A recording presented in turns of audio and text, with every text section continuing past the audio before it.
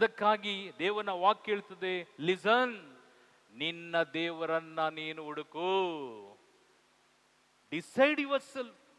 ನಿನ್ನ ದೇವರನ್ನ ನೀನು ತೀರ್ಮಾನ ಮಾಡು. ಯಾರು ನಿನ್ನ ದೇವನು? ನಿನ್ನ ಕಣ್ಣು ಮುಂದೆ ಇದೆ. ನಿನಗೆ ಒಳ್ಳೇದು ಕೆಟ್ಟದ್ದು ಎಲ್ಲ ಗೊತ್ತು ನಮಗೆ, ಹೌದಾ? ಸೆಕೆ ಇದ್ರೆ ಬೀಸ್ಕೊಳ್ತೀವಿ, ಫ್ಯಾನ್ ಹಾಕೊಂತೀವಿ, ಹೌದಾ? ಚಳಿ ಇದ್ರೆ ಸ್ವೆಟರ್ ಹಾಕೊಳ್ತೀವಿ, ಫ್ಯಾನ್ ಎಲ್ಲ ಆಫ್ ಮಾಡ್ತೀವಿ. ಕಾಲಕ್ಕೆ ತಕ್ಕಂತೆ ಹಾಗೂ ಸಮಾಜದಲ್ಲಿ ಯಾವ ರೀತಿಯಲ್ಲಿ ಯಾವ ತರದಲ್ಲಿ ಜೀವಿಸಬೇಕೆಂಬುದಾಗಿ ತುಂಬ ಚೆಂದಾಗಿ ತೀರ್ಮಾನಿಸುವಂತ ಒಂದು ವ್ಯಕ್ತಿ ದೇವನು ಯಾರು, ಯಾವ ಒಂದು ಶಕ್ತಿ ಉಳ್ಳವನು ದೇವನೆಂಬುದಾಗಿ ತೀರ್ಮಾನಿಸುವ ಮೂರ್ಖ, ತೀರ್ಮಾನಿಸದ ಒಂದು ಮೂರ್ಖ. ಈ ವಾಕ್ಯ ಅವನಿಗೆ ಸೀಮಿತವಾದದ್ದು. ನಿನ್ನ ದೇವರು, ಡಿಸೈಡ್, ನೀವು ತೀರ್ಮಾನ ಮಾಡ್ರಿ. ಒಂದು ವ್ಯಕ್ತಿಗಾಗಿಯೂ, ಒಂದು ಶಕ್ತಿಗಾಗಿಯೂ, ಒಂದು ನನ್ನ ಸ್ವಇಚ್ಛೆಗಾಗಿಯೂ ದೇವರನ್ನು ಹುಡುಕಬಾರದು. ನಿತ್ಯ ರಕ್ಷಣೆಗಾಗಿ ದೇವರನ್ನು ಹುಡುಕಬೇಕು. ನಿತ್ಯ ರಕ್ಷಣೆ, ಆ ನಿತ್ಯ ರಕ್ಷಣೆ ಇರ್ತಕ್ಕಂಥದ್ದು ಒಂದೇ ಒಬ್ಬರ ಹತ್ರ, ಆತನೇ ಯೇಸು ಕ್ರಿಸ್ತನು. Praise the Lord. Hallelujah, hallelujah, hallelujah. ಆ ನಿತ್ಯ ಜೀವದಲ್ಲಿ ಯಾವ ಕಾರಣಕ್ಕೂ ನಿಮಗೆ ಅಸಮಾಧಾನವಾಗಲಿ, ದುಃಖವಾಗಲಿ, ಚಾಡಿಯಾಗಲಿ, ನಾನಾ ಪ್ರಶ್ನೆಯಾಗಲಿ, ಹಸಿವಾಗಲಿ, ಗಂಡ ಹೆಂಡತಿ ಸಂಬಂಧವಾಗಲಿ ಯಾವುದೂ ಇಲ್ಲ. ಸದಾ ಕಾಲ ಆತನನ್ನ ಸ್ತುತಿ ಮಾಡುವಂತ ಒಂದು ಪರಿಶುದ್ಧವಾದಂಥ ಜಾಗವೇ ನಿತ್ಯ ಜಾಗ. ಅದಕ್ಕಾಗಿ ಇಲ್ಲಿ ವಾಕ್ಯ ಹೇಳ್ತದೆ, ಓದಿ ವಾಕ್ಯ. ನಿಮ್ಮ ದೇವರಾದ ಸರ್ವೇಶ್ವರನ ಸನ್ನಿಧಿಯಲ್ಲಿ ನೀವು ನಿಂತಿದ್ದಾಗ, ನೀವು ನಿಮ್ಮ ದೇವರಾದ ಸರ್ವೇಶ್ವರನ ಸನ್ನಿಧಿಯಲ್ಲಿ ನಿಂತಿದ್ದಾಗ ಅವರು ನಮಗೆ ಜನರೆಲ್ಲರನ್ನು, ಜನರು ಎಂಬುದಾಗಿ ಹೇಳುವಾಗ ಈ ಮಾತಿಗೆ ಜನರು ಯಾಕೆ ವಿಶ್ವಾಸಿ ಅಂತ ಆಗ್ಬೋದಾಗಿತ್ತು. ಜನರೆಲ್ಲರೂ, ನಾವೆಲ್ಲ ಯಾರು? ಹಲೋ, ಸ್ವಲ್ಪ ಜೋರಾಗಿ ಮಾತಾಡಿ. ನಾವು ಯಾರು? ಜನರು. ಕರೆಕ್ಟಾ? ಕರೆಕ್ಟಾ? ಜನರು ಅಂತ ಯಾಕೆ ಕರೀತಾರೆ?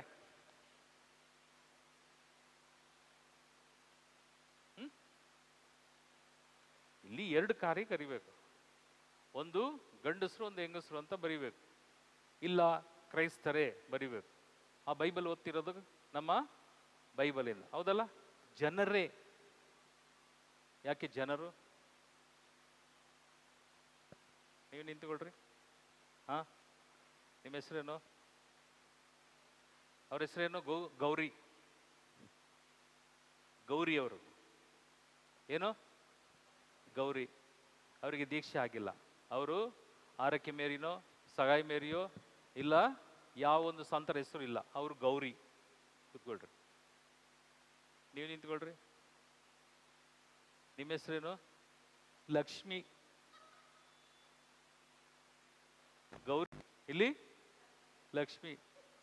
ದೀಕ್ಷೆ ಆಗಿಲ್ಲ. ಓಕೆನಾ?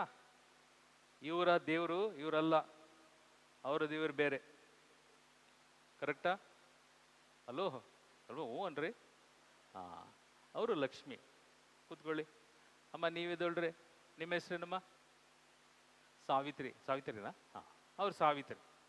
ನೋಡ್ರಿ, ಗೌರಿ ಇದ್ದಾರೆ, ಸತಿ ಸಾವಿತ್ರಿ ಇದ್ದಾರೆ, ಹಾಗೂ ಲಕ್ಷ್ಮಿ ಇದ್ದಾರೆ. ಅಲ್ಲಿ ಹಿಂದೇನು ಇದ್ದಾರೆ, ಸುಮಾರು ಅಕ್ರೈಸ್ತರು ಇದ್ದಾರೆ. ನಿಮ್ಮ ಹೆಸರು ಸಿಸ್ಟ್ರೆ? ಫ್ಲೇವಿ. ಅವರು ಕ್ರಿಶ್ಚಿಯನ್. ಅವ್ರದ್ದು ದೇವರು. ಇವ್ರದ್ದು ದೇವರಲ್ಲ, ಇವ್ರದ್ದು ದೇವರಲ್ಲ, ಇವ್ರದ್ದು ದೇವರಲ್ಲ. ಇಲ್ಲಿ ದೇವರ ವಾಕ್ಯ ಏನು ಹೇಳ್ತದೆ? ಓದಿ ಬ್ರದರ್ ವಾಕ್ಯ. ಜನರೆಲ್ಲರನ್ನು, ಫಸ್ಟ್ ಮೇಲಿಂದ ಓದ್ರಿ. ನಿಮ್ಮ ದೇವರಾದ ಸರ್ವೇಶ್ವರನ ಸನ್ನಿಧಿಯಲ್ಲಿ, ನಿಮ್ಮ ದೇವರಾದ ಸರ್ವೇಶ್ವರನ ಸನ್ನಿಧಿಯಲ್ಲಿ ನೀವು ನಿಂತಿದಾಗ, ನೀವು ಲಕ್ಷ್ಮಿ ಆದ್ರೂ ನಿಂತ್ಕೊಳ್ರಿ, ಸರಸ್ವತಿ ಆದ್ರೂ ನಿಂತ್ಕೊಳ್ರಿ, ಗಣೇಶನಾದ್ರೂ ನಿಂತ್ಕೊಳ್ರಿ, ಅಯ್ಯಪ್ಪನಾದ್ರೂ ನಿಂತ್ಕೊಳ್ರಿ, ಏನೋ ಒಂದು ಮುಸ್ಲಿಂ ಅವರು ಅಲ್ಲಿ ಮೊಹಮ್ಮದೋ ಇಲ್ಲ ಅಬ್ದುಲ್ಲಾನೋ ಯಾರೋ ಒಬ್ರು ನಿಂತ್ಕೊಳ್ರಿ, ಅಂತೋಣಿನೋ, ರಾಜುನೋ, ಕ್ರಿಸ್ಟಫರೋ ಯಾರೋ ನಿಂತ್ಕೊಳ್ರಿ. ಟೋಟಲಿ ಜನ. ಓಕೆನಾ? ಹಲೋ, ಜನ. ಅದಕ್ಕೆ ದೇವರ ವಾಕ್ಯ ಹೇಳ್ತದೆ, ಜನರೇ ನೀವು ಎಲ್ಲಿ ನಿಂತಿದ್ದೀರಿ? ದೇವರ ಸಾಕ್ಷಾತ್ ಪರಿಶುದ್ಧವಾದ ಈ ಒಂದು ಜಾಗದಲ್ಲಿ ಜಾತಿ ಭೇದ ಇಲ್ಲ, ಯಾವ ಧರ್ಮ ಇಲ್ಲ, ಒಂದೇ ಧರ್ಮ. ನೀವೆಲ್ಲ ಜನ, ಲಿಸನ್, ನಾವೆಲ್ಲ ಜನರು. ಅದಕ್ಕೆ ಯೇಸು ಆದಿಯಲ್ಲಿ ತಂದೆಯಾದಂಥ ದೇವರು ಮನುಷ್ಯನನ್ನು ಸೃಷ್ಟಿ ಮಾಡಿ, ಅವರು ಮಣ್ಣಿನಿಂದ ಸೃಷ್ಟಿ ಮಾಡಿದಂಥ ಆ ಒಂದು ಗೊಂಬೆಗೆ ಜೀವಶ್ವಾಸವನ್ನು ಕೊಟ್ಟು ಮನುಷ್ಯ ಎಂಬುದಾಗಿ ಹೆಸರಿಟ್ರು. ಮನುಷ್ಯ, ಜನ ಮೀನ್ಸ್ ಇಲ್ಲಿ ಹೆಸರಿಲ್ಲ, ಪಂಗಡ ಇಲ್ಲ. ನಾವೆಲ್ಲರೂ ಯಾರಾಗಿದ್ದೇವೆ? ಜನ. ಅದಕ್ಕೆ ಈ ನಿಂತಿರುವಂತ ಜಾಗ ಅತಿ ಪರಿಶುದ್ಧವಾದ ಜಾಗ. ಈ ಜಾಗದಲ್ಲಿ ಜನರೆಲ್ಲರೂ ನಿಂತಿದ್ದೀರಿ. ಯಾರೆಲ್ಲ ನಿಂತಿದ್ದೀರಿ? ಈಗ ನೀವು ಕೇಳ್ಕೊಂಡ್ರಿ, ಹೌದನ್ನ? ಎಲ್ಲರೂ ನಿಂತಿದ್ದೀರಿ. ನಿಂತ ಮೇಲೆ ಓದಿ ಬ್ರದರ್ ವಾಕ್ಯ. ನೀವು ನಿಂತಿದಾಗ ಅವರು ನನಗೆ ಜನರೆಲ್ಲರನ್ನು ನನ್ನ ಹತ್ತಿರಕ್ಕೆ ಕರೆ. ಯಾರ ಹತ್ತಿರಕ್ಕೆ? ಸರ್ವೇಶ್ವರನ ಹತ್ತಿರಕ್ಕೆ.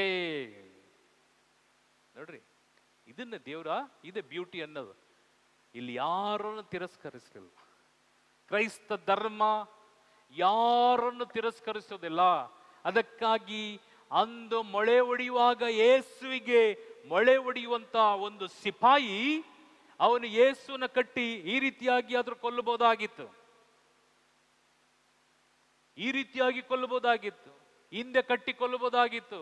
ಯೇಸು ಕ್ರಿಸ್ತನ 2 ಕರಗಳನ್ನ ಶಿಲುಬೆಗೆ ಹಾಕಿ ಈ ರೀತಿ ಕೊಂದಂತ ಆ ಯೇಸುವಿನ ಕೈ ಏನಂತ ಸೂಚಿಸುತ್ತೆ? ನೀವೇ ನೋಡ್ರಿ, ಇಲ್ಲಿ ಏನ್ ಸೂಚಿಸುತ್ತೆ ಇದು? ಹಲೋ, 2 ಕೈ ಅಗಲಿಸುವಾಗ ಏನ್ ಸೂಚಿಸುತ್ತೆ ನಮಗೆ? ನಾವು ಹೆಂಡತಿಯನ್ನ, ಮಕ್ಕಳನ್ನ ನಾವು ನೋಡದೆ ಎಷ್ಟೋ ವರ್ಷ ಆಯ್ತು, ನನ್ನ ಮಕ್ಕಳನ್ನ ಇಲ್ಲ ಹೆಂಡತಿಯ, ನಾವು ಯಾವುದೋ ಊರಲ್ಲಿದ್ವಿ, ಒಂದು 5-6 ವರ್ಷ ಫಾರಿನಲ್ಲಿದ್ವಿ. ಅವ್ರು ಬಂದ್ರು, ಏರ್ಪೋರ್ಟಲ್ಲೇ ನಡೆಯೋಕ್ಕೂ ಆಗೋದಿಲ್ಲ. ನೋಡಿದ ತಕ್ಷಣನೇ ಅವರಿಗೆ ಒಂದು ಮಸಲ್ ಪವರ್ ಬರ್ತದೆ. ನಡೆಯುವಾಗಲೇ ಕುಂಡ್ಕೊಂಡು ಬಂದಂತ ಒಂದು ತಂದೆನೋ ತಾಯಿಯೋ ಯಾರೋ ಎಕ್ಸ್ ಮಕ್ಕಳನ್ನ ನೋಡುವಾಗಲೇ ಬಿದ್ದ ಬೀಳ ಓಡೋಗ್ತಾರೆ, ಹೌದಾ? ಓಡುವಾಗಲೇ ಅವರ ಕೈಗಳು ಹಿಂಗಾಗ್ತದೆ. ಅವರು ಏರ್ಪೋರ್ಟ್ ಅಲ್ಲಿ ಬಂದು ಮೆಟ್ಲು ಇಳಿದು ಬರುವಾಗಲೇ 2 ಕೈಗಳಲ್ಲಿ ಅಪ್ಪಿಕೊಳ್ತಾರೆ, ಹೌದಾ? ಅಲ್ಲೋ, ಯೇಸು ಕ್ರಿಸ್ತನ 2 ಕರಗಳು ಜನರನ್ನ ಕರೆಯುವಂತ ಕರಗಳು, ಜನರನ್ನ ಕರೆಯುವಂತ ಕರಗಳು. ನನ್ನ ಆ ಪರಿಶುದ್ಧವಾದಂಥ ಆಹ್ವಾನವು ಪ್ರತಿಯೊಬ್ಬರಿಗಾಗಿಯೂ ನಾನು ಈ ಲೋಕದಲ್ಲಿ ಪ್ರಾಣವನ್ನು ಕೊಟ್ಟಿರ್ತಕ್ಕಂಥದ್ದು. ಅದಕ್ಕಾಗಿ ನನ್ನ ಕರಗಳು ಯಾವಾಗಲೂ ಕೈ ಚಾಚಿ ನಿಮ್ಮನ್ನ ಬರಮಾಡುವಂತ ನನ್ನ ಕರ. ಯಾವ ಚರ್ಚಿಗೆ ಹೋಗ್ರೆ ಯೇಸು ಕ್ರಿಸ್ತನ ಶಿಲುಬೆ ಇದೆ. ಫ್ಯಾಷನ್ ಪೆರೇಡ್ ರೀತಿಯಲ್ಲಿ ಬ್ರೇಸ್ಲೆಟ್, ಕೋಟ್, ಟೈ, ಶೂ ಇಲ್ಲ. ದೇವರು ಮಾಡ್ರನ್ ಇಲ್ಲ. ಆವತ್ತು ಯಾವ ರೀತಿಯಲ್ಲಿ ಅರೆ ಕಚ್ಚೆಯಲ್ಲಿ ಆ ಯೇಸು ಕ್ರಿಸ್ತ ನಮಗಾಗಿ ಪ್ರಾಣ ಕೊಟ್ಟರು, ಅದೇ ಆ 2025 ವರ್ಷದ ಹಿಂದೆ ನಡೆದಂತ ಅದೇ ಮರಣದ ಕಾರ್ಯ ಇವತ್ತಿಗೂ ಯಾವ ಚರ್ಚಿಗೆ ಹೋದ್ರು, ಈಗ ಲೇಟೆಸ್ಟ್ ಚರ್ಚ್ ಯಾವ್ದಾದ್ರೂ ಒಂದು ಚರ್ಚ್ ಕಟ್ಟಿದ್ರು, ಅಲ್ಲಿ ಹೋಗಿ ನೋಡಿದ್ರೆ ಇದೇ ಶಿಲುಬೆ, ಇದೇ ಯೇಸು, ಇದೇ ಅರೆ ಕಚ್ಚೆ. Praise the Lord. ಬಲಗೈ ಮೇಲೆ ಮಾಡಿ praise the Lord. Hallelujah, hallelujah, hallelujah. ನಾವು ಯಾವ ರೀತಿಯಲ್ಲಿ ಸ್ವಭಾವದಲ್ಲಿದ್ದೇವೆ, ನಾವು ಯಾವ ಸ್ವಭಾವದಲ್ಲಿದ್ದೇವೆ, ಇದನ್ನೇ ದೇವರು ನಮ್ಮೆಲ್ಲರನ್ನ ಪ್ರಶ್ನಿಸುವಂಥದ್ದು. ನಿಮಗೆ ಕೂರಿಸಿ ವಚನವನ್ನ ಹೇಳಿ, ನಿಮ್ಮ ಕೈಯಲ್ಲಿ ಸತ್ಯವೇದವನ್ನು ಕೊಟ್ಟು ಪ್ರವಚಿಸಿ, ಹಾಗೂ ವಾರ ವಾರ ಈ ಶುಭ ಸಂದೇಶದ ಕಾರ್ಯಗಳನ್ನ ನಿಮ್ಮ ಜೀವಿತದಲ್ಲಿ ಬಿತ್ತಿ ನೀವು ಪರಿಶುದ್ಧತೆಯನ್ನು ಹೊಂದಬೇಕು ಎಂಬುದಾಗಿ, ನಿತ್ಯ ಜೀವನ ಹೊಂದಬೇಕೆಂಬುದಾಗಿ ದೇವರು ನಿಮ್ಮನ್ನ ಆಹ್ವಾನಿಸಿದ್ರು.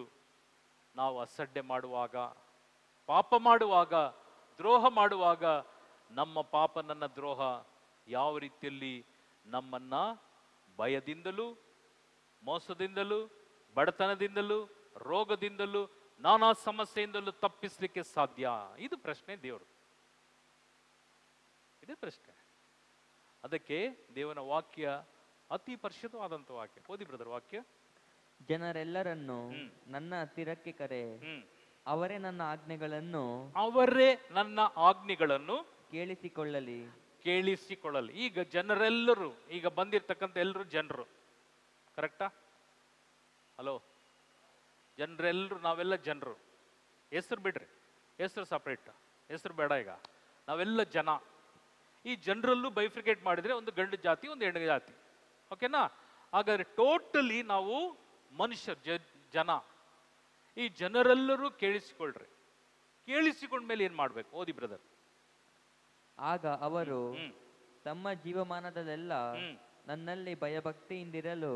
ನಿಮ್ಮ ಜೀವಮಾನದಲ್ಲೆಲ್ಲ, ನಿಮ್ಮ ಜೀವಮಾನ, ದೇವರ ಜೀವಮಾನ ಅಲ್ಲ, ನಿಮ್ಮ ಜೀವಮಾನ ಇಡೀ ಭಯಭಕ್ತಿ ಉಳ್ಳವರಾಗಿ ಆಮೇಲೆ ಕಲಿತುಕೊಳ್ಳುವರು. ಯಾವುದನ್ನ ಕಲಿತುಕೊಳ್ಳುವರು? ಬೋಧಿಸುವಂತ ಬೋಧನೆ. ಕೆಟ್ಟದ್ದು ಮಾಡಬೇಡ, ಕೆಟ್ಟದನ್ನ ನೋಡಬೇಡ. ಏಕೆಂದರೆ ನಿನ್ನ ಕಣ್ಣೆ ಇಡೀ ದೇಹಕ್ಕೆ ದೀಪ. ನಿನ್ನ ದೀಪವು ಇನ್ನೊಬ್ಬರ ಮುಂದೆ ಪ್ರಜ್ವಲಿಸಲಿ. ನನಗೇ ದೀಪ ಇಲ್ಲ, ನನ್ನ ಹತ್ರನೇ ಕ್ಯಾಂಡಲ್ ಇಲ್ಲ, ನನ್ನ ಹತ್ರನೇ ಲೈಟ್ ಇಲ್ಲ, ನಾನು ಇನ್ನೊಬ್ರು ಪಕ್ಕದ ಮನೆಯವ್ರಿಗೆ ಹೆಂಗೆ ಕೊಡ್ಲಿ? ಹಲೋ, ನಿನ್ನ ದೇಹ ಹಾಗೂ ನಿನ್ನ ಈ ಕಣ್ಣು, ನಿನ್ನ ಇಡೀ ಶರೀರವು ಒಂದು ದೀಪ. ಈ ದೀಪವು ಇನ್ನೊಬ್ಬರ ಮುಂದೆ ಬೆಳಗಬೇಕಂತೆ. ಹೆಂಗೆ ಬೆಳಗ್ಲಿಕ್ಕೆ ಸಾಧ್ಯ? ನಾನು ಕುಡುಕ, ಇನ್ನೊಬ್ಬನ ಹೋಗಿ ಯಾಕೆ ಕುಡಿತೀಯಾ ಹೇಳಕ್ ಸಾಧ್ಯನಾ? ನಾನು ವ್ಯಭಿಚಾರಿ, ಇನ್ನೊಬ್ಬನಿಗೆ ಹೋಗಿ ವ್ಯಭಿಚಾರ ಮಾಡ್ತೀಯಾ? ಸುಳ್ಳು ಹೇಳುವವನು ಇನ್ನೊಬ್ಬನಿಗೆ ಹೋಗಿ ಯಾಕೆ ಈ ತರ ಸುಳ್ಳು ಹೇಳ್ತೀಯಾ? ಕದಿಯೋನು ಇನ್ನೊಬ್ಬರಿಗೆ ಹೋಗಿ ಕದಿಬೇಡ ಅಂತ ಹೇಳಲಿಕ್ಕೆ ಸಾಧ್ಯನಾ? ಪ್ರಿಯ ಸಹೋದರ, ಪ್ರಿಯ ಸಹೋದರಿ, ಅರ್ಥಗರ್ಭಿತವಾದಂಥ ವಾಕ್ಯವನ್ನು ದೇವರು ನಮ್ಮಲ್ಲಿ ಕೊಟ್ಟಿಯ. ಅದಕ್ಕಾಗಿ ಇನ್ನೊಬ್ಬರ ಮುಂದೆ ನೀನು ದೀಪವಾಗಿ ಬೆಳಗಬೇಕಾದ್ರೆ, ಇನ್ನೊಬ್ಬರ ಮುಂದೆ ನೀನು ಆ ಪರಿಶುದ್ಧವಾದಂಥ ದೈವ ಸಾನ್ನಿಧ್ಯವನ್ನು ಇನ್ನೊಬ್ಬರಿಗೆ ನಿನ್ನ ನಡೆ ಮತ್ತು ನಿನ್ನ ನುಡಿಯಲ್ಲಿ ನೀನು ತೋರಿಸಬೇಕಾದ್ರೆ, ಲಿಸನ್, ಶುದ್ಧನಾಗಿರ್ಬೇಕು. ಇವತ್ತು ನಾನು ಪೊಲೀಸ್ ಸ್ಟೇಷನ್ಗೆ ಹೋಗಿದ್ದೆ. ಯಾಕೆಂದ್ರೆ ನಿಮ್ಗೆಲ್ರಿಗೂ ಗೊತ್ತು, ಒಂದು 2 ಇಯರ್ಸ್ ಅಂತ ಕಾಣಿಸುತ್ತೆ, 2 ಇಯರ್ಸ್ ಆಯ್ತು. ಒಂದು ಕಂಪ್ಲೇಂಟ್ ಕೊಟ್ಟಿದ್ರು. ಕೋಟಿ ಹಗರಣ. ನೀವು ಟಿವಿಲೆಲ್ಲ ನೋಡಿರ್ಬೋದು, ನೋಡಿದ್ರಲ್ಲ ಸುಮಾರು ಜನ. ಏನು ಬ್ರದರ್ ಕೋಟಿ ಕೋಟಿದು ಕಂಪ್ಲೇಂಟ್ಗೆ ಇವತ್ತು ಹೋಗಿದ್ವಿ. ಯಾಕಂದರೆ ಆ ಇನ್ಸ್ಪೆಕ್ಟರ್ಗೆ ನಾನು ಹೇಳುವ ಸ್ಟೇಟ್ಮೆಂಟ್ ಬರೀಲಿಕ್ಕಾಗಲಿಲ್ಲ. ಇದು ಸುಳ್ಳು ಮೋಸ ಅಂತ ಗೊತ್ತು. ಅವರು FIR ಮಾಡಿದ್ದು, ಅವರು ಕಂಪ್ಲೀಟ್ ಬರೆದು ಅವರು ಕೋರ್ಟಿಗೆ ಸಬ್ಮಿಟ್ ಮಾಡಬೇಕು. ಮಾಡಿಲ್ಲ, ಮಾಡೋಕ್ಕಾಗಲಿಲ್ಲ. ಅದಾದಮೇಲೆ ಇವತ್ತು ತುಂಬ ಸಲ ಕರೆದ್ರು, ಹೋದ್ರೂ ಆ ಸ್ಟೇಟ್ಮೆಂಟ್ ಫುಲ್ ಆಗಲಿಕ್ಕೆ ಆಗಲಿಲ್ಲ. ಆಮೇಲೆ ಇನ್ನೊಬ್ರು ಸಬ್ ಇನ್ಸ್ಪೆಕ್ಟರ್ ಬಂದು, ಇದು ವಾಪಸ್ ತಗೋಬಿಡಿ ನಾನು ಹೇಳಿದ್. ನಾವು ಯಾವ ಕಾರಣಕ್ಕೂ ವಾಪಸ್ ತಗೊಳ್ಳೋದಿಲ್ಲ. ಕಾರಣಕ್ಕೆ ನನ್ನ ದೇವರು ಹೇಳಿದ್ರು ವಾಪಸ್ ತೆಗಿಬಾರ್ದು.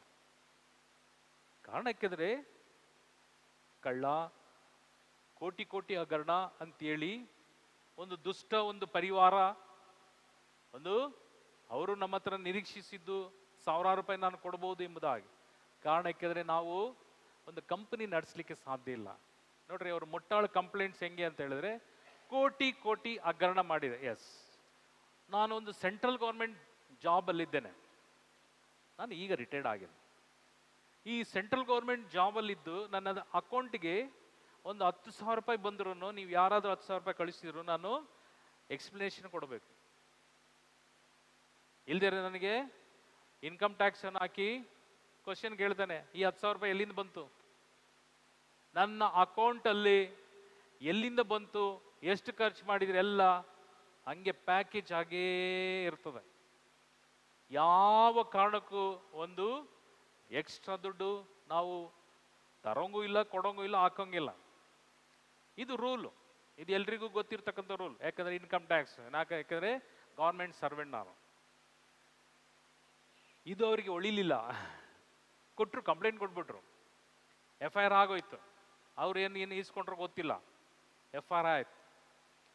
ಇವತ್ತು ಕಣ್ಣು ಬಿಡ್ತಾರೆ. ಕಾರಣಕ್ಕೆಂದರೆ ಜಡ್ಜ್ ಮುಂದೆ ಯಾವ ರೀತಿ ನಿಲ್ಲೋದು. ಏಕೆಂದರೆ ನಾನು ತಪ್ಪು ಮಾಡಲಿಲ್ಲ. ನಾನು ನಿಮ್ಮ ಥರ ಒಂದು ಟೂರ್ ಹೋಗ್ಬೇಕು ಅಂತ ನಾವು ನನ್ನ ಹೆಂಡತಿಯೆಲ್ಲ ಆಸೆ ಪಟ್ಟಿದ್ದು. ಆದರೆ ಆ ಕಂಪ್ನಿಯವನು ಎತ್ಕೊಂಡು ಹೋದ.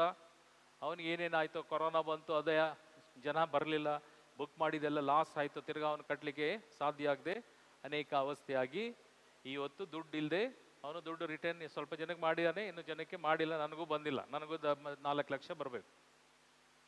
ಆದರೆ ಹಾಕಿದ್ದೇನು ಕೋಟಿ ಕೋಟಿ ಹಗರಣ. ಅದಾದಮೇಲೆ ಇನ್ನೊಂದು ಅದರಲ್ಲಿ ಕಂಪ್ಲೇಂಟ್ ಇದೆ, ಈ ದುಷ್ಟರು ಕೊಟ್ಟಿದ್ದು. ನಂದೊಂದು ಈಲಿಂಗ್ ಸರ್ವಿಸ್ ಇದೆ ಅಂತ, ಈಲಿಂಗ್ದು ಒಂದು ದೊಡ್ಡ ಒಂದು ಹಾಸ್ಪಿಟಲ್ ಟೈಪಲ್ಲಿ ಒಂದು ಆಶ್ರಮ ಇದೆ ಅಂತ. ಆ ಆಶ್ರಮದಲ್ಲಿ ಎಲ್ಲರನ್ನ ಕರೆದು ತಲೆ ಮೇಲೆ ಕೈ ಇಟ್ಟು 1,000 ರೂಪಾಯಿ ಇಸ್ಕೊಳ್ತೇನೆ ಅಂತ ಅಲ್ವಾ. ಆ ಆಶ್ರಮ ಈಲಿಂಗ್ ಆಶ್ರಮ ಅಂತೆ. ಆ ಈಲಿಂಗ್ ಆಶ್ರಮಕ್ಕೆ ಜನ ಕರ್ಕೊಂಡೋಗಿ ತಲೆ ಮೇಲೆ ಕೈ ಇಟ್ಟು ಪ್ರೇಯರೆಲ್ಲ ಮಾಡಿ ಮೇಲೆ 1,000 ರೂಪಾಯಿ ಇಸ್ಕೊಳ್ತೀವಿ ಅಂತ.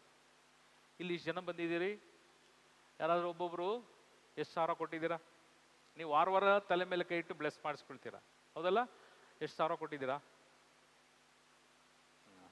ಈ ಕಂಪ್ಲೇಂಟ್ ಎಲ್ಲ ನಾನು ಹೇಳಿದೆ ಕೋರ್ಟಲ್ಲಿ ಸಾಬೀತು ಮಾಡಬೇಕು. ಅದರ್ವೈಸ್ ಯಾರು ಸ್ಟೇಟ್ಮೆಂಟ್ ಕೊಟ್ಟನೋ ಅವನೇ ಬಂದು ಫಾಲ್ಸ್ ಸ್ಟೇಟ್ಮೆಂಟ್ ಅಂತೇಳಿ ಕಾರಣಕ್ಕೆ ಎಷ್ಟೋ ಜನ ಇವತ್ತು ತಿಳ್ಕೊಂಡಿದ್ದಾರೆ, ಬ್ರದರ್ ಆನಂದ ಅವನು ಕಳ್ಳ, ಅವ್ರ ಪ್ರೇಯರ್ಗೆ ಏನು ಹೋಗೋದು, ಅವನೇ ಕಳ್ಳ, ಅವನ ಪ್ರೇಯರಲ್ಲಿ ಏನು ಸಿಗತ್ತೆ? ಈ ಟೆಂಡೆನ್ಸಿಲಿರ್ತಕ್ಕಂಥವರೇ ಅನೇಕ ಜನ. ಕಾರಣಕ್ಕೆಂದರೆ ಅವರು ಲೋಕದ ಜ್ಞಾನದಲ್ಲಿರೋ, ಪರಿಶುದ್ಧಾತ್ಮನ ಜ್ಞಾನ ಅಲ್ಲ. ಅದಕ್ಕೆ ದೇವನ ವಾಕ್ಯ ಹೇಳ್ತದೆ, ನಾನು ಯಾವ ಕಾರಣಕ್ಕೂ ಒಂದು ದಿನವೂ ಇದ್ರ ಬಗ್ಗೆ ತಲೆ ಕೆಡಿಸ್ಕೊಳ್ಳಲಿಲ್ಲ, ಇದ್ರ ಬಗ್ಗೆ ಯಾವ ಕಾರಣಕ್ಕೂ ದುಃಖ ಆಗಲಿಲ್ಲ, ಇದ್ರ ಬಗ್ಗೆ ಯಾವ ಕಾರಣಕ್ಕೂ ಹೋರಾಡಲಿಲ್ಲ, ಯಾರನ್ನು ಕರೆದು ನ್ಯಾಯ ಕೇಳಲಿಲ್ಲ. ಅದಕ್ಕೆ ನ್ಯಾಯ ಕೊಡುವವರೊಬ್ಬರು ಇದ್ದಾರಲ್ಲ, ಅವರು ಅದನ್ನು ಸರಿ ಮಾಡ್ತಾರೆ. ಅದಕ್ಕಾಗಿ ಇವತ್ತು ಹೋಗಿದ್ದೆ ನಾನು. ಪ್ರಿಯರೇ, ದೇವನ ವಾಕ್ಯ ಹೇಳ್ತದೆ, ನನ್ನ ನಿಮಿತ್ತ ನಿಮಗೆ ಕಷ್ಟಗಳು, ದುಃಖಗಳು, ವೇದನೆ, ಸಂಕಟ, ರೋಗ, ಅನೇಕ ಆಪತ್ತು ವಿಪತ್ತುಗಳು ಬರ್ತದೆ. ಆದರೆ ಅದನ್ನು ಸಹಿಸಿಕೋ, ಆನಂದಿಸು. ಏಕೆಂದ್ರೆ ಇದೆಲ್ಲ ಬಂದ್ರೇನೆ ನೀನು ಎಲ್ಲಿಗೆ ಬರ್ಲಿಕ್ಕೆ ಸಾಧ್ಯ? ಅಲೋ, ಸ್ವರ್ಗಕ್ಕೆ ಫ್ರೀ ಅಷ್ಟು ಈಸಿಯಾಗಿ ಬರ್ಲಿಕ್ಕೆ ಸಾಧ್ಯ ಇಲ್ಲ. ಈ ನಿಂದನೆ, ಅವಮಾನ ಎಲ್ಲವೂ ನಿನಗೆ ಆಗಬೇಕು. ಎಲ್ಲವೂ ಆದಮೇಲೆ ಒಂದು ದಿನ ಅಮರತ್ವದ ಜೀವನ. ಆದರೆ ಅದಕ್ಕೆ ಹೋರಾಡುವಂಥ ಶಕ್ತಿ ನಿನಗೆ ಬೇಕಾದರೆ ನೀನು ದೇವನ ಸನ್ನಿಧಾನದಲ್ಲಿ ನಿಂತು ಭಯ ಭಕ್ತಿ ಉಳ್ಳವನಾಗಿ ಪ್ರಾರ್ಥಿಸಬೇಕು. Otherwise no. ನಿಂದೆಷ್ಟೇ ಕೋಟಿ ಇದ್ರು, ನೀವೆಂಥ ಸ್ಕಾಲರ್ ಆಗಿದ್ರು, ನೀವು ಭೂಮಿಯಲ್ಲಿ ಎಷ್ಟು ಗೋಲ್ಡ್ ಚಿನ್ನ ಇಟ್ಟಿದ್ರು, ದೇವನ ಮುಂದೆ ತಗ್ಗಿಸಿಕೊಳ್ಳದ, ವಿಶ್ವಾಸಿಸದ ಒಂದು ವ್ಯಕ್ತಿ ದೇವನನ್ನ ಕಾಣಲಿಕ್ಕೆ, ಅನುಭವಿಸಲಿಕ್ಕೆ ಸಾಧ್ಯ ಇಲ್ಲ. Praise the Lord. Hallelujah, hallelujah, hallelujah. ಇಲ್ಲಿ ದೇವನ ವಾಕ್ಯ ಹೇಳ್ತಿದೆ, ಇಬ್ರಿಯರಿಗೆ ಬರೆದ ಪತ್ರ, ಇಬ್ರು 5ನೇ ಅಧ್ಯಾಯ ವಾಕ್ಯ 7, 8 ಓದ್ರಿ. ಇಬ್ರಿಯರಿಗೆ ಬರೆದ ಪತ್ರ, ಇಬ್ರು ಅಧ್ಯಾಯ 5 ವಾಕ್ಯ 7, 8 ವಾಕ್ಯ. ಕ್ರಿಸ್ತ ಯೇಸು ಈ ಭೂಲೋಕದಲ್ಲಿದ್ದಾಗ ತಮ್ಮನ್ನು ಮರಣದಿಂದ ಕಾಪಾಡಲು ಶಕ್ತರಾದ ದೇವರನ್ನು ಉಚ್ಚ ಸ್ವರದಿಂದ ಕೂಗುತ್ತಾ ಕಣ್ಣೀರಿಡುತ್ತಾ ವಿನಂತಿಸಿ ಪ್ರಾರ್ಥಿಸಿದರು. ಅವರ ಭಯಭಕ್ತಿಯನ್ನು ನೋಡಿ ದೇವರು ಅವರ ಮೊರೆಯನ್ನು ಆಲಿಸಿದರು. ಯೇಸು ದೇವರ ಪುತ್ರರಾಗಿದ್ದರೂ ಹಿಂಸೆ ಬಾಧೆಗಳನ್ನು ತಪ್ಪಿಸಿಕೊಳ್ಳದೆ ವಿಧೇಯತೆಯನ್ನು ಅನುಭವದಿಂದ ಅರಿತುಕೊಂಡರು. ಇದು ಮುಖ್ಯವಾದಂತ ಪಾಯಿಂಟ್. ಇದು ಒಂದು ಮನುಷ್ಯನಿಗೆ ವಿಧೇಯತ್ವ ಇಲ್ಲದಿದ್ದರೆ, ವಿಧೇಯತ್ವ ಅಂದ್ರೆ ಏನು? ಹಲೋ, ವಿಧೇಯತ್ವ ಎಂಬ ಒಂದು ಪದ ಇದೆ, ಹೌದಲ್ಲ? ಎಲ್ರಿಗೂ ಕನ್ನಡ ಕರೆಕ್ಟಾಗಿ ಬರ್ತದಲ್ಲ? ಹಲೋ, ವಿಧೇಯತ್ವ ಅಂದ್ರೆ ಏನು?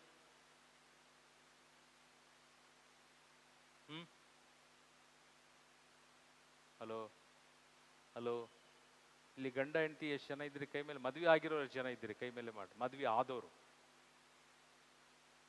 ಎಲ್ಲ ಆಲ್ಮೋಸ್ಟ್ ಮದ್ವೆ ಆದವರು. ನಾನು ಇದ್ದೇನೆ, ಆದರೆ ನನಗೆ ಹೆಂಡತಿ ಇಲ್ಲ, ತೀರೋಗ್ಬಿಟ್ಟಿದ್ದಾರೆ, ಆದರೂ ನನಗೆ ಮದುವೆ ಆಗಿದೆ. ಲಿಸನ್, ಇಲ್ಲಿ ಒಂದು ಡಿಫ್ರೆನ್ಸಿಯೇಷನ್ ಇದೆ. ಒಂದು ದೇವರು, ಒಂದು ನಾವು. ದೇವನು ಸಹ ಯೇಸು ಕ್ರಿಸ್ತನು ಪೂರ್ಣ ಮನುಷ್ಯ, ಪೂರ್ಣ ದೈವತ್ವ. ಓಕೆನಾ? ಇಲ್ಲಿ ಬ್ರದರ್ ಓದಿ, ಇನ್ನೊಂದ್ಸಲ ಓದಿ ವಾಕ್ಯ 7ರಿಂದ ಓದಿ. ಕ್ರಿಸ್ತ ಯೇಸು ಈ ಭೂಲೋಕದಲ್ಲಿದ್ದಾಗ, ಕ್ರಿಸ್ತ ಯೇಸು, ಲಿಸನ್, ಸರಿಯಾಗಿ ಗಮನಿಸಿ, ಕ್ರಿಸ್ತ ಯೇಸು ಈ ಭೂಲೋಕದಲ್ಲಿ ಇದ್ದಾಗ ತಮ್ಮನ್ನು ಮರಣದಿಂದ ಕಾಪಾಡಲು ಶಕ್ತರಾದ ದೇವರನ್ನು, ಶಕ್ತನಾದ ತಂದೆಯಾದಂತ ದೇವನನ್ನ, ಅಪ್ಪ ತಂದೆಯನ್ನ ಉಚ್ಚ ಸ್ವರದೊಂದಿಗೆ ಕೂಗುತ್ತಾ ಕಣ್ಣೀರಿಡುತ್ತಾ ವಿನಂತಿಸಿ ಪ್ರಾರ್ಥಿಸಿದರು. ಓಕೆನಾ? ಯಾರು? ಯೇಸು ಸ್ವಾಮಿ. ಇಲ್ಲಿ ಸೆಕೆಂಡ್ ವಾಕ್ಯ, 2ನೇ ವಾಕ್ಯ ಏನ್ ಹೇಳ್ತದೆ? ಓದಿ ವಾಕ್ಯ. ಅವರ ಭಯಭಕ್ತಿಯನ್ನು ನೋಡಿ. ಇಲ್ಲಿ ನೋಡ್ರಿ, ಇವರು ಪೂರ್ಣ ಮನುಷ್ಯ, ಪೂರ್ಣ ದೈವ. ಲಿಸನ್, ಇದು ನಿಮಗೆ ಕನ್ಫ್ಯೂಷನ್ ಆಗ್ಬೋದು, ನಾನು ಹೇಳ್ಕೊಡ್ತೇನೆ.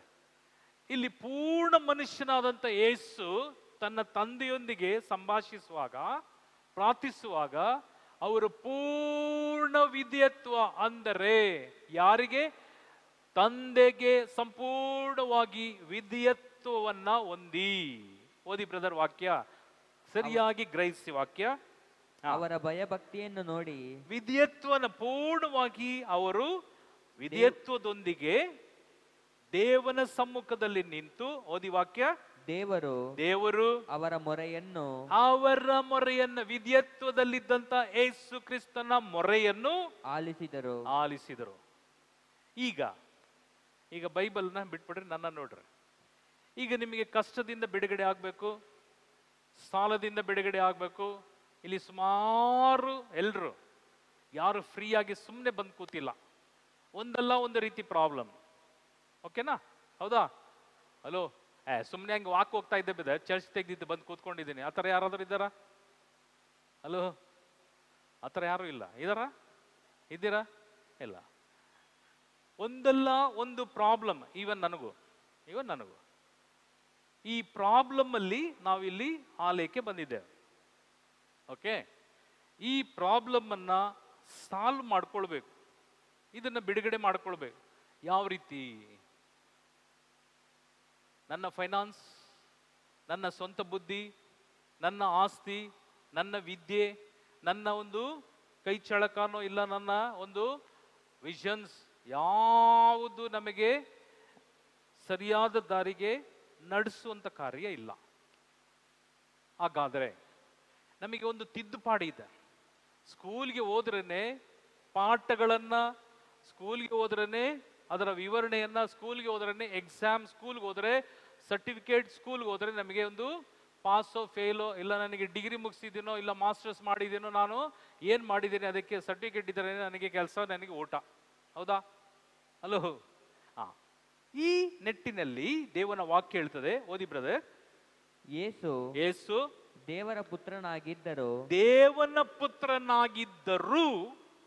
ಹಿಂಸೆ ಬಾಧೆಗಳನ್ನು ತಪ್ಪಿಸಿಕೊಳ್ಳದೆ ವಿಧೇಯತ್ವವನ್ನು ಅನುಭವದಿಂದ ವಿಧೇಯತ್ವವನ್ನು ಕೇವಲ ನೋಡಿ ಅಲ್ಲ, ಅನುಭವಿಸಿ, ತನ್ನ ಶರೀರದಲ್ಲಿ ಅನುಭವಿಸಿ ಅರಿತುಕೊಂಡರು. ಈಗ ನಾವ್ಯಾಕೆ ಕಷ್ಟ ಬಂದಾಗ ಎಲ್ಲಿಗೆ ಹೋಗ್ತೀವಿ?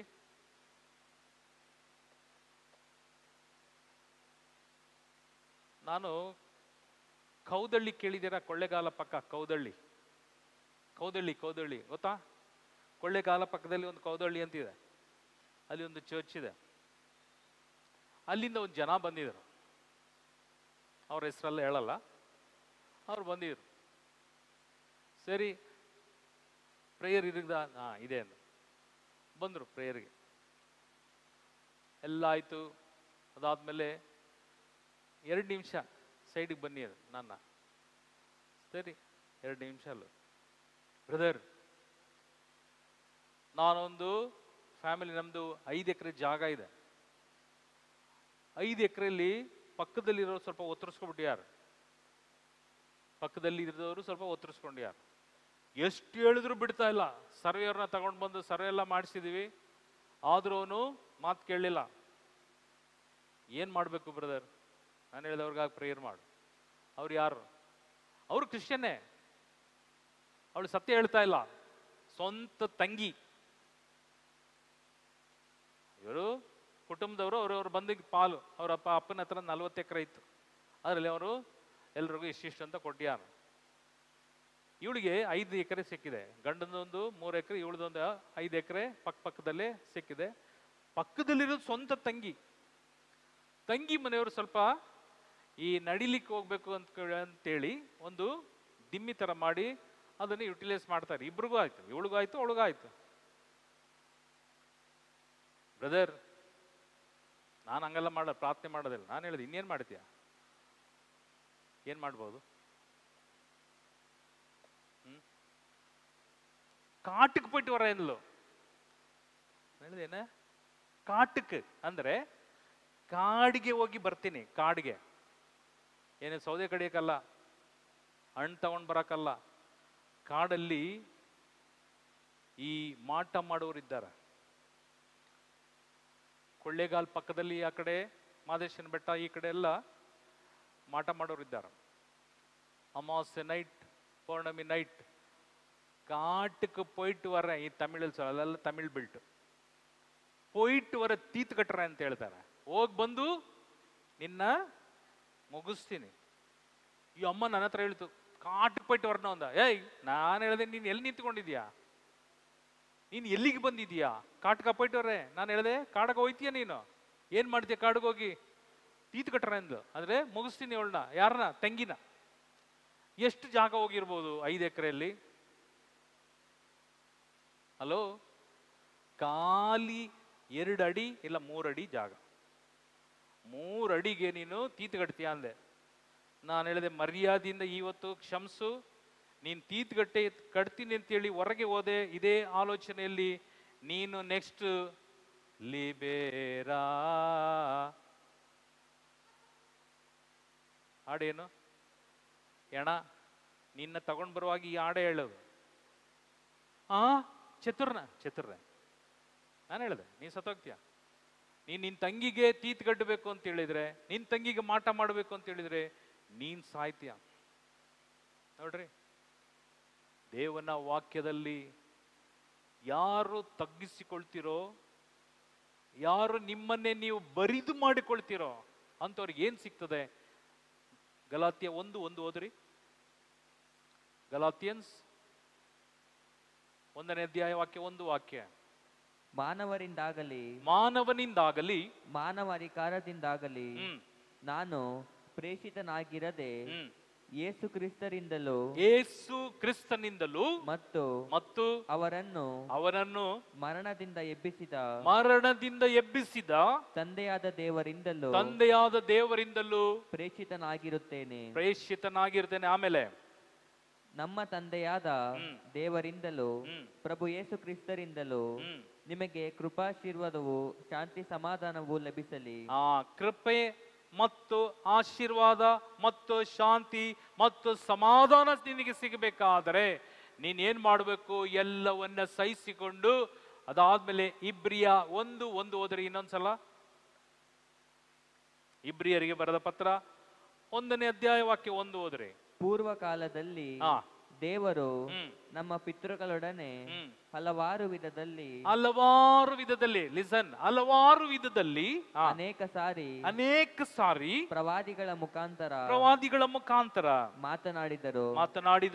ಆದರೆ ಇತ್ತೀಚಿನ ಅಂತಿಮ ದಿನಗಳಲ್ಲಿ ಅವರು ತಮ್ಮ ಪುತ್ರನ ಮುಖೇನ ನಮ್ಮೊಡನೆ ಮಾತನಾಡಿದ್ದಾರೆ. ಆಮೇಲೆ ದೇವರು ಇಡೀ ವಿಶ್ವವನ್ನು ಉಂಟು ಮಾಡಿದ್ದು ಇವರ ಮುಖಾಂತರವೇ. ಯಾರ ಮುಖಾಂತರವೇ? ಯೇಸು ಕ್ರಿಸ್ತನ ಮುಖಾಂತರವೇ. ಬಲಗೈ ಮೇಲೆ ಮಾಡಿ, praise the Lord. Hallelujah, hallelujah. 300 ಮುಕ್ಕೋಟಿಯಿಂದ ಇದು ಸೃಷ್ಟಿ ಆಗ್ಲಿಲ್ಲ, ಏಸು ಕ್ರಿಸ್ತನ ಮುಖಾಂತರವೇ ಸಕಲವು ಸೃಷ್ಟಿ ಆಯ್ತು. ಆಮೇಲೆ ನೆಕ್ಸ್ಟ್ ವಾಕ್ಯ, ಸಮಸ್ತಕ್ಕೂ ಬಾಧ್ಯನನ್ನಾಗಿ ನೇಮಿಸಿರುವುದು ಇವರನ್ನೇ. ಆಮೇಲೆ ಇವರೇ ದೇವರ ಮಹಿಮೆಯ ತೇಜಸ್ಸು, ಇವರೇ ಮಹಿಮೆಯ ತೇಜಸ್ಸು. ಆಮೇಲೆ ಇವರೇ ದೇವರ ಇವರೇ ದೈವತ್ವದ ಪಡಿಯಚ್ಚು, ದೇವತ್ವದ ಪಡಿಯಚ್ಚು, ಸೀಲ್ ಪಡಿಯಚ್ಚು. ಆಮೇಲೆ ತಮ್ಮ ಶಕ್ತಿಯುತ ವಾಕ್ಯದಿಂದ ಇವರೇ ಸಮಸ್ತಕ್ಕೂ ಆಧಾರ, ನಮ್ಮ ಪಾಪಗಳನ್ನು ತೊಡೆದು ಹಾಕಿ ಸ್ವರ್ಗದಲ್ಲಿ ಮಹೋನ್ನತ ದೇವರ ದೇವನ ಬಲಭಾಗದಲ್ಲಿ ಆಸೀನರಾಗಿರುವವರು ಇವರೇ.